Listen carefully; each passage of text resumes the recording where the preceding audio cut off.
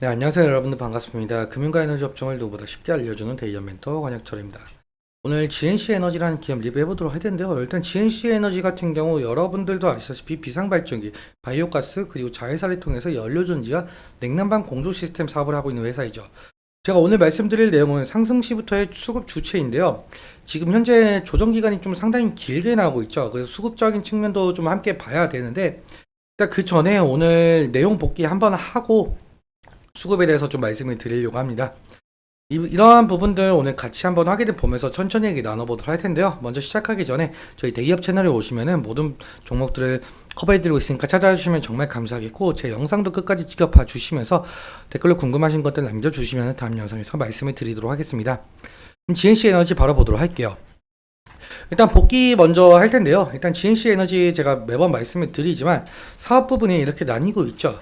이 디젤 엔진 발전기와 가스터빈 발전기, 그리고 바이오가스 발전기, 기계설비, 이렇게 품목이 나뉘어져 있는데, 제가 일단 복귀 차원에서 이 두 분을 좀 말씀을 드리려고 해요.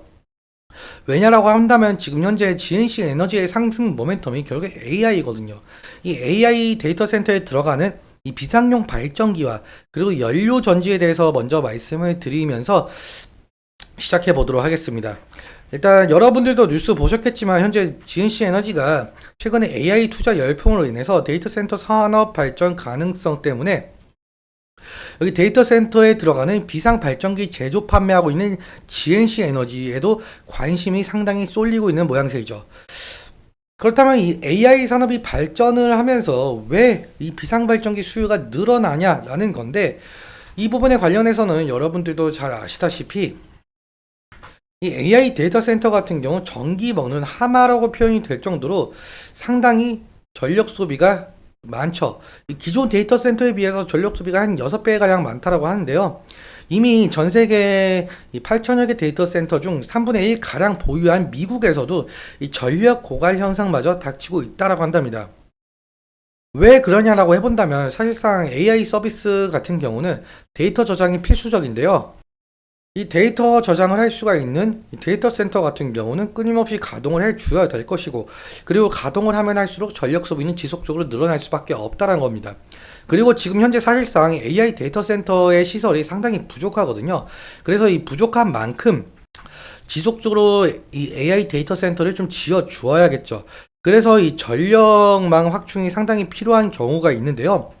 그런데 사실상 이 데이터 센터 같은 경우 우리가 지진이나 전쟁과 같은 컨트롤 말씀 제의로 인해서 전력 공급망이 혼란이 오게 된다고 한다면 서비스 운영에 상당히 큰 타격을 입을 수밖에 없죠.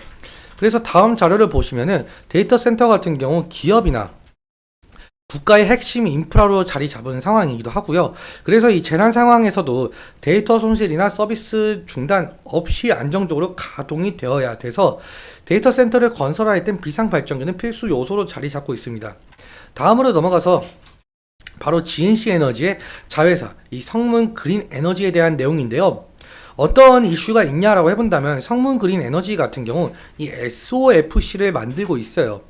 SOFC 같은 경우 고체 산화 연료 전지를 말하고 있는데, 이 연료 전지 같은 경우는 연료의 산화에 의해서 생기는 화학 에너지를 전기 에너지로 변환시켜주는 장치죠. 이 SOFC 같은 경우 수소를 연료로 사용하는 전지인데, 쉽게 말하자면 수소와 산소를 결합해서 전기를 만든다는 겁니다. 원리 같은 경우 먼저 수소를 여기 공급을 해주고 이 수소가 음극으로 이동을 하게 됩니다. 그리고 공급된 수소가 전해질로 이동이 되면서 산화가 되고, 그리고 이온과 전자로 분리가 되죠. 그리고 이 이온이, 수소 이온이 전해질을 통과하면서 양극으로 이동을 하게 되고, 이때 양극에서 산소와 만나면서 열과 물이 생성이 된다는 거죠. 그리고 전자 같은 경우 여기 위에 전기선을 따라서 양극으로 이동을 하게 되고, 이 과정에서 전기가 생성이 된다는 원리입니다. 갑자기 이러한 SOFC가 각광을 받는 이유 같은 경우는 지금 현재 세계에서 가장 큰 투자 은행 중 하나인 모건 스탠리의 청정 기술 연구 책임자인 스티븐 버드 씨가 말을 한 게 있어요. 스티븐 버드 씨가 수소 연료 전지 사업을 하고 있는 이 블룸 에너지라는 기업의 잠재력을 강조했기 때문인데요. 어떠한 잠재력이 있냐라고 강조했냐면은, 사실 앞서 말씀드렸다시피 데이터 센터 같은 경우 지속적으로 가동을 해줘야 AI 서비스를 좀 지속을 할 수 있다라고 했었죠.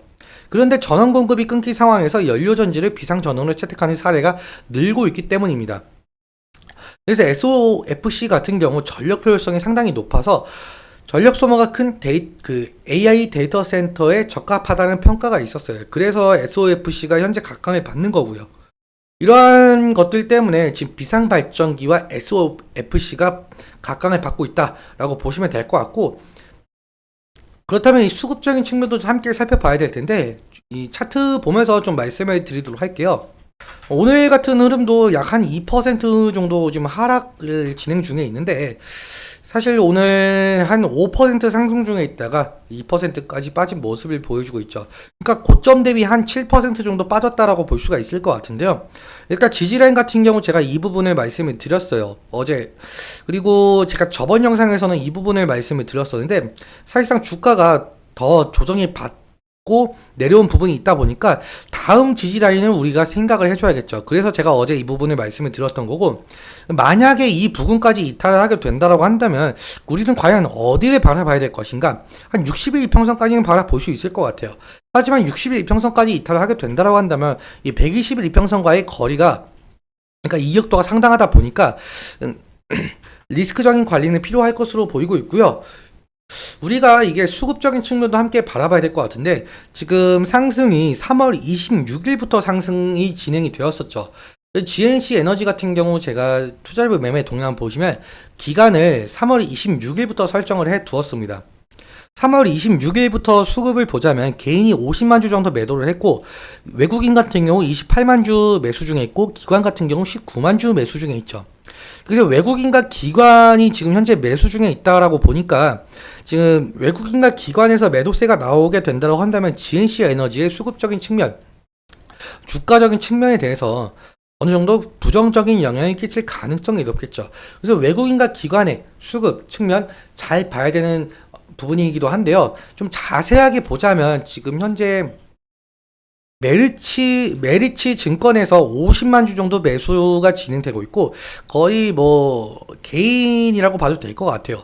유진투자증권에서 18만 주 정도 매수 중에 있고, 삼성 17만 주, 토스에서 14만 주, JP모간 서울에서 13만 주 정도 매수 중에 있는데, 지금 현재 메리츠 증권에서 순매수가 50만 주 정도 있다라고 보니까, 지금 메리츠에서 매도가 나온다라고 한다면은 GNC 에너지의 주가에 악영향을 끼칠 가능성이 높겠죠. 그래서 이 순매수 거래원 순위가 제일 높은 메리츠 증권과 유진투자증권의 매수세를 좀 잘 살펴보는 것이 중요 투자 포인트가 될 가능성이 높을 것 같습니다.